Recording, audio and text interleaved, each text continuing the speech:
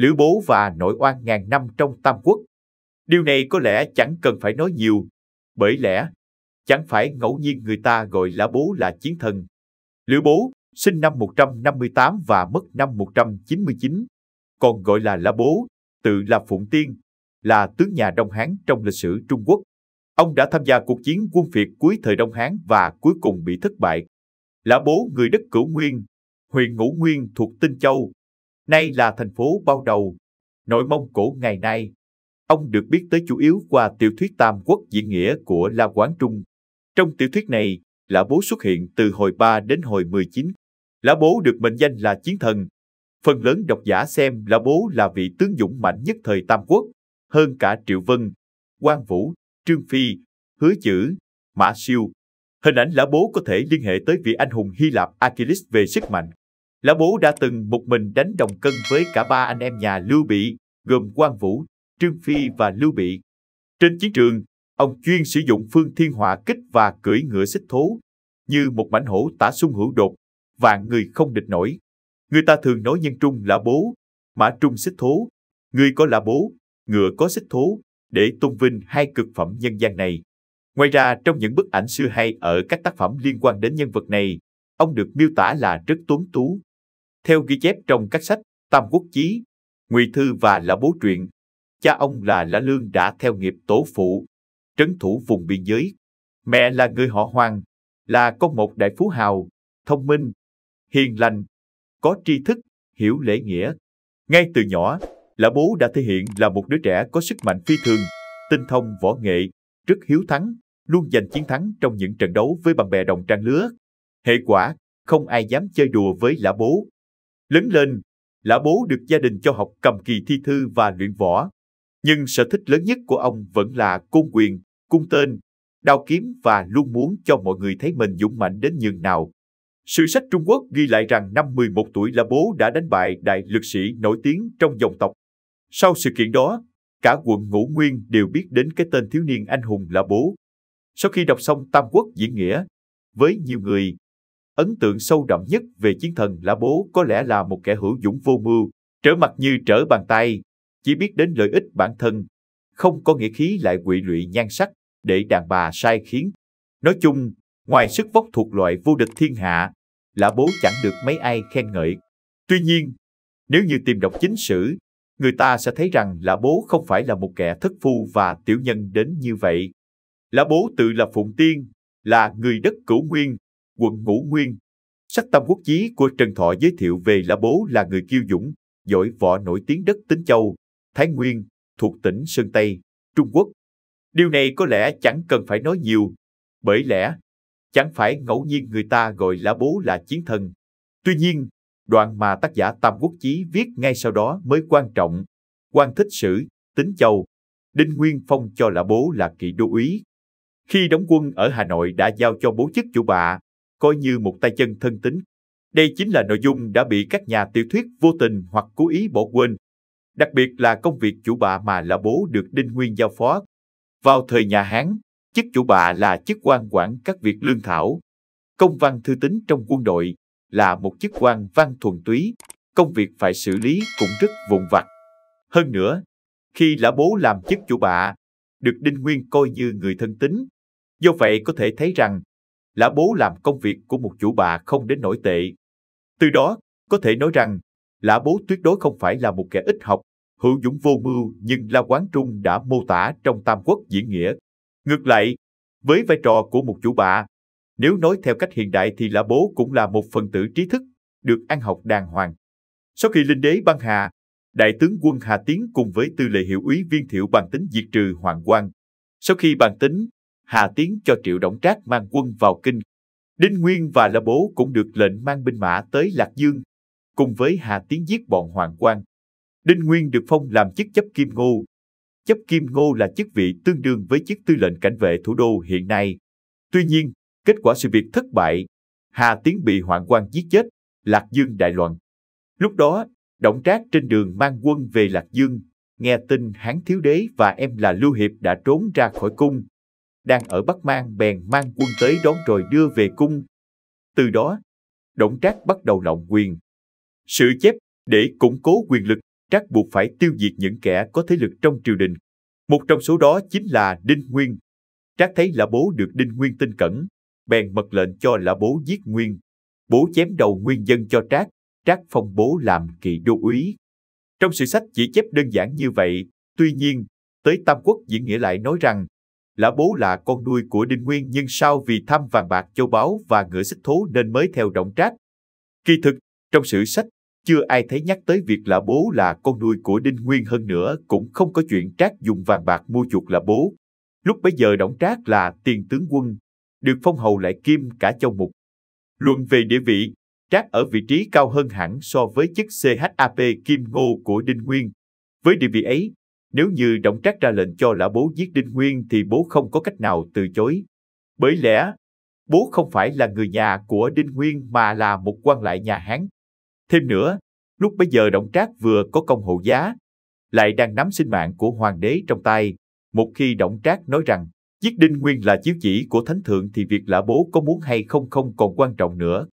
Ngoài ra còn một điểm rất quan trọng khác mà nhiều người thường bỏ quên.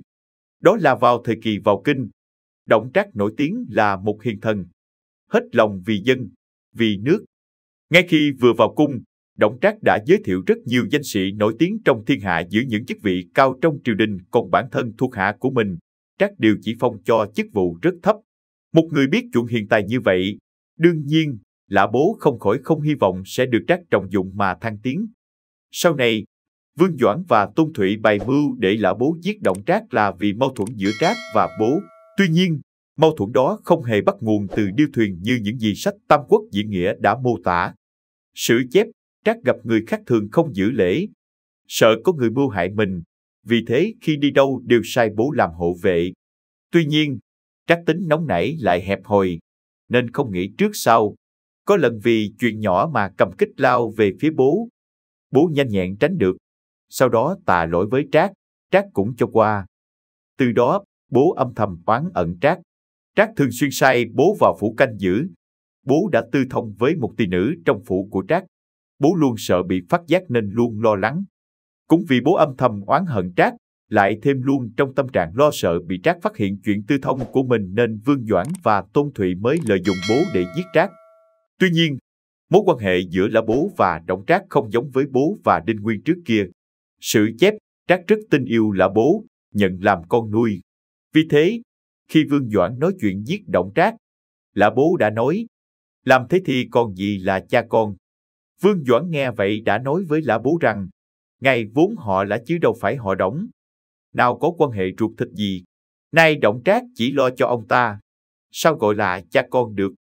Nghe thế, Lã Bố bèn đồng ý. Đoạn mô tả trong sử sách này cho thấy, Lã Bố khi đó vẫn nhớ đến tình cha con giữa mình và Đổng Trác. Tuy nhiên, khi đó, Đổng Trác đã trở thành một kẻ chuyên quyền, hung hãn, tàn bạo, một tên quốc tặc làm loạn thiên hạ. Các chư hầu ở Quan Đông đều đã khởi binh thảo phạt Đổng Trác. Có thể nói, lúc bấy giờ, việc giết Đổng Trác là việc ai cũng có thể làm. Vì vậy, nếu có gì đáng chê trách Lã Bố thì chính là Bố đã lấy việc công để trả thù riêng của mình. Sự kiện diễn ra sau đó mới thể hiện hết tính cách của Lã Bố. Sau khi Đổng Trác chết, do Vương Doãn không tha cho thuộc hạ của Đổng Trác, vì thế, thuộc hạ của Trác là Lý Thôi, Phan Trù, Lý Mông dẫn hơn 10 vạn binh mã vây thành Trường An. Lúc bấy giờ, tại Lạc Dương, dưới sự hoạch định của Vương Doãn, Lã Bố được phong là Phấn Uy đại tướng, tước là ôn hầu, cung tham dự việc chính sự. Tuy nhiên, khi Lý Thôi, Quách Dĩ mang quân tới bao vây Trường An, Lã Bố từ mở cửa thành xông ra đơn thân độc mã đánh nhau với Quách Dĩ. Với tư cách là một vị chủ soái, Lã Bố không nhất định phải đơn thương độc mã mở cửa thành ra đánh với Quách Dĩ. Hành động này cho thấy, Bố là kẻ không quan tâm nhiều tới đại cục, chỉ coi việc chém tướng đoạt cờ là quan trọng, giống với một hiệp khách giang hồ hơn là của một đại tướng quân. Khi thành Lạc Dương bị phá, Lã Bố bỏ chạy. Bố yêu cầu Vương Doãn chạy theo mình nhưng Vương Doãn nhất định không đi. Sau trốn khỏi thành Lạc Dương, đầu tiên Lã Bố tới đầu quân cho Viên Thuật. Tuy nhiên, Viên Thuật cự tuyệt không nhận Lã Bố. Bắt đầu từ đây, Lã Bố trải qua quãng thời gian bất đắc chí và không được may mắn. Rời khỏi chỗ Viên Thuật, Lã Bố đi một mạch dài, qua sông Hoàng Hà tới quận Hà Nội thuộc Tín Châu, theo thái thú Hà Nội là Trương Dương, người vốn từng cùng ông phục vụ dưới trướng Đinh Nguyên. Tuy nhiên, quân của Lý Thôi, Quách Dĩ đuổi quá gấp, Lã Bố lại phải rời Hà Nội đi về phía nam, vượt sông tới chỗ Viên Thiệu. Tại đây, Lã Bố giúp Viên Thiệu đánh tướng khăn vàng là Trương Yên ở Thường Sơn. Yên có hơn vạn tinh binh, mấy nghìn quân kỵ. Bố có con ngựa hay gọi là xích thố, vì thế thường xuyên cưỡi ngựa mỗi ngày cùng vài chục thủ hạ xông thẳng vào trại địch 3-4 lần. Quân Trương Yên thua tan tác, bản thân Trương Yên nản lòng, cuối cùng nhận sự chiêu an của triều đình. Lã Bố lập công, có ý coi khinh những thuộc hạ của Viên Thiệu, liên tiếp sai người giục Viên Thiệu thăng chức cho mình. Tuy nhiên, Thiệu có ý nghi kỵ Lã Bố, cứ ậm không chịu phong chức. Thấy Viên Thiệu không đáp ứng, Bố bèn xin về Lạc Dương. Viên Thiệu ngoài mặt đồng ý, phong Lã Bố làm tư lệ hiệu úy, nhưng sau lưng lại dặn các tướng thừa cơ giết ông. Lã Bố đoán biết Viên Thiệu nghi ngờ mình, nên sắp đặt kế thoát thân. Ban đầu Lã Bố giả cách ngồi trong trướng gãy đàn tranh, nhưng sau đó đưa đàn cho người khác gãy tiếp để lừa thủ hạ của Viên Thiệu, còn mình thì bí mật nhân trời tối lẻn chạy trốn. Một lúc sau, thủ hạ của Viên Thiệu đi thám thính nghe tiếng đàn tắt, tưởng Lã Bố đã ngủ bèn đi báo cho các tướng của Viên Thiệu. Các tướng ập đến mới biết bị lừa. Viên Thiệu nghe tin báo không giết được Bố bèn sai người đuổi theo, nhưng những người đuổi theo đều không địch nổi Lã Bố, bị đánh phải quay trở về. Cùng đường, Lã Bố lại đành phải tìm đến chỗ Trương Dương. Trương Dương không nhắc lại việc trước đây Lã Bố ra đi không từ biệt, cho Bố quay trở lại. Từ đây có thể thấy, nguyên nhân Lã Bố bỏ Viên Thiệu là do Thiệu đã có ý nghi kỵ Lã Bố từ trước. Hơn nữa, Lã Bố khinh thường những thuộc hạ của Thiệu là không xứng đáng ngang hàng với mình. Kỳ thực, chuyện này không thể trách được Lã Bố, bởi lẽ, lúc bấy giờ, ngay cả chức xa kỵ tướng quân của Viên Thiệu cũng là tự phong chứ không phải là do triều đình sắc phong. Vì thế, những chức quan dưới trướng của Viên Thiệu đều do ông ta tự phong cho cả. Những chức quan này đương nhiên không thể sánh ngang với chức phấn uy tướng quân, tức ôn hầu của Lã Bố do triều đình phong cho. Vì thế, Lã Bố có nói rằng, những thuộc hạ của Viên Thiệu không thể sánh ngang với mình cũng chẳng có gì sai cả. Thêm vào đó, khi Lã Bố tham gia quân của Viên Thiệu đã lập nhiều công lớn. Chỉ riêng chuyện một mình một người xích thố xông vào trại quân Trương Yên rồi đánh cho chúng tan tác cũng đủ thấy Lã Bố uy dũng thế nào. Không phải ngẫu nhiên mà sự chấp rằng, mọi người đều sợ Bố. Một vị tướng do triều đình phong, lại có công lớn đương nhiên có tư cách để cao ngạo một chút. Lại nói chuyện Lã Bố sau khi trở lại với Trương Dương vẫn không được an toàn, bởi lẽ Lý Thôi, Quách Dĩ vẫn không chịu buông tha, còn ban lệnh treo thưởng truy nã Bố. Thuộc hạ của Trương Dương đều bị bọn Lý Thôi, Quách Dĩ mua chuộc, định hợp mưu bắt Lã Bố giao nộp. Sau khi Lã Bố biết chuyện, đã nghĩ ra một nước cờ cực kỳ cao minh. Lã Bố biết Trương Dương là người nghĩa khí, vì thế đã nhắm vào điểm yếu này của Trương. Chuyện kể rằng, Trương Dương là người khoan dung, quản thuộc hạ không nghiêm. Ngay cả khi có người mưu phản, bị phát giác nhưng Trương Dương không xử tội mà chỉ khóc. Một hôm, Lã Bố nói với Dương rằng, nay Lã Bố này ở trong châu của ông giết tôi thì quân của ông sẽ yếu đi, chỉ bằng bắt tôi giao cho bọn Quách Dĩ sẽ được bổng lộc. Trương Dương vốn không có chủ ý này. Tuy nhiên, Lã Bố nói không hề sai chút nào. Vì thế, Dương ngoài mặt thì hứa với bọn Quách Dĩ sẽ bắt Lã Bố, nhưng thực tế bên trong vẫn bảo vệ Lã Bố. Nhờ cách này, Lã Bố đã thoát được khỏi lệnh truy nã của triều đình, thoát khỏi thân phận của một tội phạm. Từ đó, có thể thấy, Lã Bố rất biết cách nhìn nhận thế cục cũng như nắm bắt tính cách con người.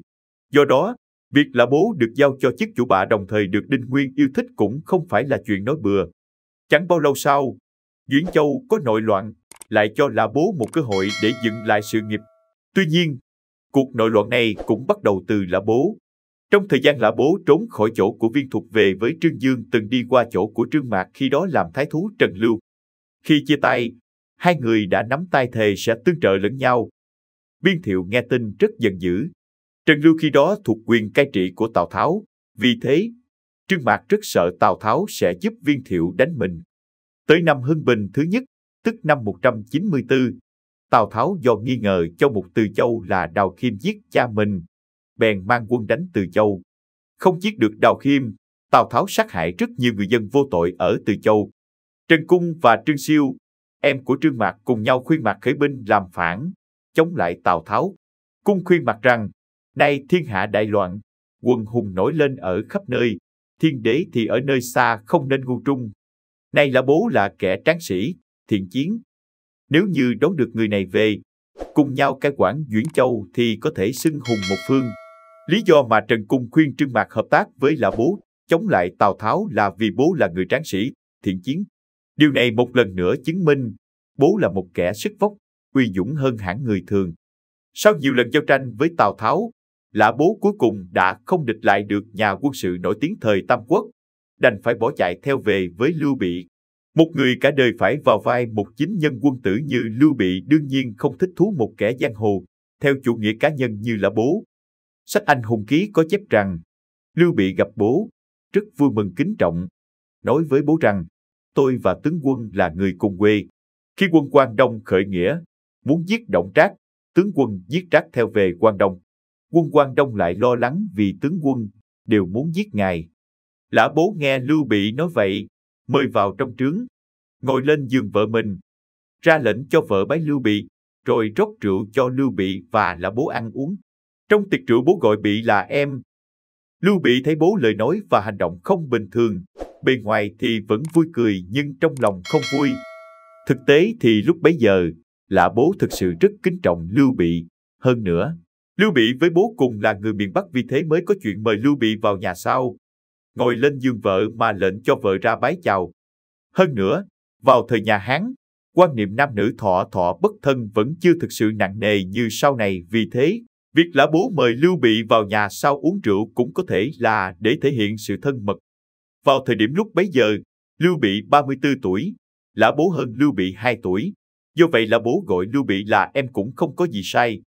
Tuy nhiên, Lưu Bị lại không nghĩ như vậy. Bị cho rằng bố là kẻ tới hàng mình, do vậy gọi mình là em, lại cho vợ ra ngồi cùng uống rượu là việc không hợp lễ nghĩa, vì thế mới nói rằng Lã Bố lời nói bất thường mà không lấy làm vui. Sau này, để chia rẽ Lã Bố và Lưu Bị, Tào Tháo nhân danh hiến đế phong chức cho Lưu Bị. Lưu Bị tiếp nhận. Lã Bố thấy Lưu Bị hợp tác với Tào Tháo, sợ hai bên liên kết đối phó với mình nên bắt đầu lo lắng. Về sau, Viên Thuật ở Dương Châu mang quân tấn công Từ Châu. Lưu Bị mang quân ra chống cự ở Hoài Âm. Viên Thuật viết thư cho Lã Bố suối bố đánh úp Từ Châu thì sẽ tạ ơn bằng 20 vạn học lương. Lã Bố nghe theo, nhân lúc hai tướng giữ Hạ Bì, thủ phủ Từ Châu là Trương Phi và Tào Báo bất hòa, bèn mang quân đánh úp thành. Tào Báo bị Trương Phi giết. Thủ hạ là Hứa Đam và Chương Luống đến gặp Lã Bố, khuyên nhân lúc đêm tối đánh ngay thì ở trong thành sẽ làm nội ứng. Lã Bố bèn tiến quân. Hứa Đam mở cửa thành, Lã Bố chiếm được Hạ Bì. Lưu Bị mang quân trở về định đánh chiếm lại Hạ Bì nhưng bị Lã Bố đánh bại, phải lui quân về Quảng Lăng. Trong lúc thất thế lại bị Viên Thuật đánh bại một trận nữa, phải chạy ra Hải Tây. Lúc bấy giờ, Lưu Bị rơi vào tình thế khốn quẫn không còn được nào để đi được nữa. Trong tình thế ấy, Lã Bố vẫn không đuổi tận giết tuyệt Lưu Bị. Ngược lại, chấp nhận cho Lưu Bị đầu hàng và cho về giữ Tiểu Bái theo yêu cầu của Lưu Bị. Sau này, Lã Bố tự xưng là Châu Mục Từ Châu vẫn cho mời Lưu Bị xưng là Thứ sử Dự Châu. Từ cách ứng xử với Lưu Bị, đủ thấy Lã Bố vẫn là một kẻ giữ đúng tính cách giang hồ trượng nghĩa của mình, không nhỏ nhen như Viên Thiệu, cũng không cạn nhân tình như Tào Tháo. Nhưng Lã Bố cũng chết cũng vì cái nghĩa khí giang hồ ấy. Tháng 9 năm 198, Tào Tháo đích thân cùng Lưu Bị mang quân tới đánh Từ Châu. Khi quân Tào kéo tới Hạ Bì, Lã Bố mang quân kỵ ra nghênh chiến. Tào Tháo bắt sống được viên mãnh tướng của Lã Bố là Thành Quảng. Lã Bố thua bị mấy trận phải rút vào thành Hạ Bì cố thủ và sai người cầu cứu Viên Thuật và Trương Dương. Tào Tháo bèn gửi thư dụ hàng ông. Lã Bố muốn hàng, nhưng Trần Cung cho rằng không nên, và hiến kế chia quân chống lại. Lã Bố ban đầu nghe theo, nhưng nghe lời vợ can không nên đi lại thay đổi ý định không đi nữa. Chỉ sai Hứa Dĩ, Vương Khải đi cầu cứu viện binh của Viên Thuật lần nữa. Quân Tào vây đánh một tháng không hạ được Hạ Bì, bắt đầu mệt mỏi. Tào Tháo muốn lui quân nhưng Tuân Úc và Quách Gia khuyên nên đánh gấp. Tào Tháo theo kế, sai quân khơi sông Nghi Thủy và sông Tứ Thủy đổ nước vào thành Hạ Bì. Thành ngập nước, Lã Bố nguy khốn phải lui dần vào trong rồi rút lên cố thủ ở Lầu Bạch Môn, thế cùng lực kiệt. Trong khi đó viện binh của Viên Thuật và Trương Dương vẫn không thấy đến. Trong bước đường cùng, Lã Bố đã mang vợ mình đến chỗ Quan Vũ để lấy lòng, hy vọng Quan Vũ nói giúp với Tào Tháo. Quan Vũ mang vợ Lã Bố đến cho Tào Tháo, Tào ưng ý và giữ lại chỗ mình, nhưng vẫn vây đánh thành.